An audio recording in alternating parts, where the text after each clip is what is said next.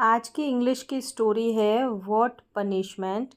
इसको करेंगे हिंदी में ट्रांसलेट और इस स्टोरी की हेल्प से इंग्लिश के आप हर एक स्ट्रक्चर को बारीकी से सीख पाएंगे, समझ पाएंगे। वर्ड मीनिंग जो है वो भी सीखेंगे, प्लस जो ग्रामर का पार्ट है यानी कौन सा सेंटेंस कौन से टेंस का है वो भी यहाँ पर आप जानेंगे। तो चलिए स्टार्ट करते हैं।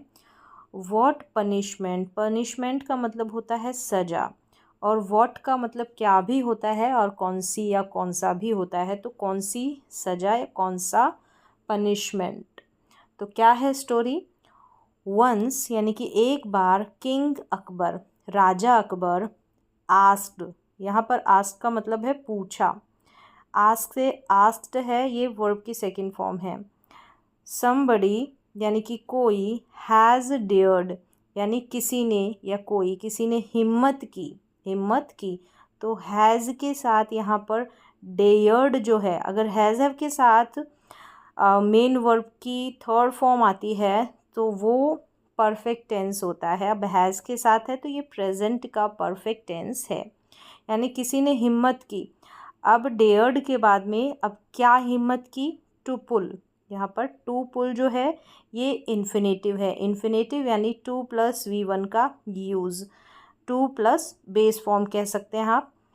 तो somebody यानी किसी ने हिम्मत की, खींचने की। अब क्या, माय यानी कि मेरी, मस्टैच का मतलब मूछें, मेरी मूछें खींचने की किसी ने हिम्मत की। व्हाट पनिशमेंट यानी क्या या कौन सा पनिशमेंट, सजा, शुड आई गिव हिम। अब यहाँ पर शुरुआत में शुड का प्रयोग किया गया है। तो शुड मॉडल वर्ब का आप इस तरीके से इंट्रोगेटिव प्रश्नवाचक वाक्य बना सकते हैं। अगर आप सामने वाले का ओपिनियन, राय या सजेशन चाहते हैं तो शुड मॉडल वर्ब का यूज़ कर सकते हैं। जैसे शुड आई, पहले शुड का यूज़, फिर आई सब्जेक्ट, फिर मेन वर्ब, गिव यानी देना, हिम यानी उसे।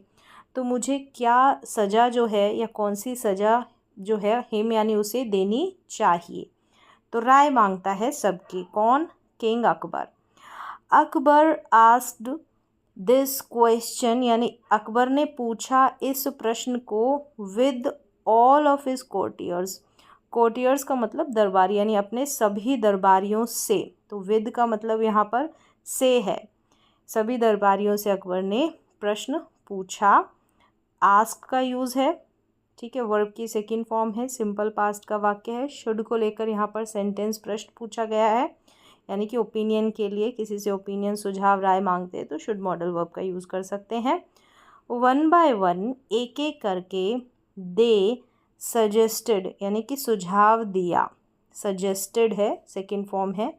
वेरियस काइंड ऑफ कर दे, यहाँ पर काइंड्स नहीं आएगा, वेरियस काइंड ऑफ यानी कि कई प्रकार की या के पनिशमेंट्स यानी कि सजाएं, कई प्रकार के जो पनिशमेंट्स है वो सुझाए, वो सजेस्ट किए यहाँ पर। गेट हिम ट्रैम्पल्ड, ट्रैम्पल कर देना मतलब कि कुचलना होता है। ट्रैम्पल का मतलब अंडर के नीचे, एन एलिफेंट के अपॉस्ट्रोफी लगकर एस लगा है, फीट यानी कि पाँव के नीचे। गेट यहाँ पर किसी को कोई काम करने देना या करवा दो, इस तरीके से कोई काम करवा दो। तो गेट कॉजेटिव वर्ब है यहाँ पर, जैसे गेट, मेक, हेल्प, ये कॉजेटिव वर्ब्स होती है। किसी अन्य, हम खुद काम नहीं करते, किसी अन्य से काम करवाते हैं, किसी अलग पर्सन से, किसी दूसरे व्यक्ति से। तो वहाँ पर गेट कॉजेटिव वर्ब का यूज़ होता है। गेट के बाद में ऑब्जेक्टिव केस यानी कोई ऑब्जेक्ट आता है, जैसे हिम आया है, गेट हिम, करवा दो, हिम को करवाना, हिम के ऊपर काम होगा। ट्रैम्पल्ड यानी कुचलवा दो। अंडर एन एलिफेंट्स फीट यानी हाथी के पाँव के नीचे कुचलवा दो। सजेस्टेड वन, सुझाव दिया किसी ने, या वन यानी एक ने सुझाव दिया। द अदर सेड यानी दूसरे ने कहा, ठीक है, said second form. Cut off मतलब काट देना। The hands of the person यानी उस व्यक्ति के हाथों को काट दो। हु जो, डेयर्ड यानी जिसने या जो, जिसने हिम्मत की।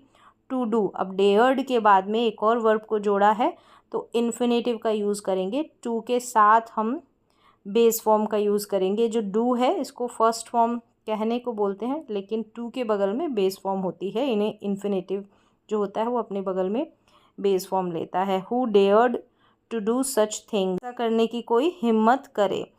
तो यहाँ पर देखिए डेयर्ड यानी किसी ने ऐसा करने की हिम्मत की, तो ये जो डेयर्ड है ना, डेयर से डेयर्ड सेकंड फॉर्म है, सिंपल पास्ट का ही वाक्य है।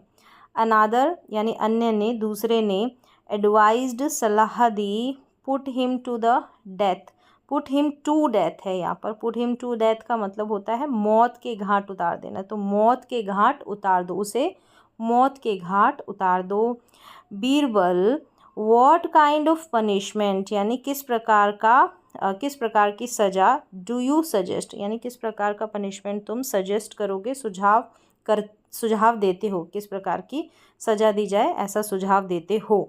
तो यहाँ पर डू, फिर यहाँ पर देखिए इंट्रोगेटिव सेंटेंस है, डू हेल्पिंग वर्ब है, इसका मतलब कि प्रेजेंट इंडेफिनिट टेंस का इंट्रोगेटिव सेंटेंस है, क्योंकि प्रेजेंट इंडेफिनिट टेंस की ही हेल्पिंग वर्ब डू और डज है। फिर इसके बाद में सब्जेक्ट और फिर मेन वर्ब की फर्स्ट फॉर्म, यानी कि किस प्रकार की सज़ा देने का तुम सुझाव देते हो। बीरबल स्माइल्ड, बीरबल मुस्कुराया, सेकेंड फॉर्म सिंपल पास्ट वाक्य, सिंपल पास्ट टेंस का। एंड आंसर्ड यानी उत्तर दिया, जवाब दिया।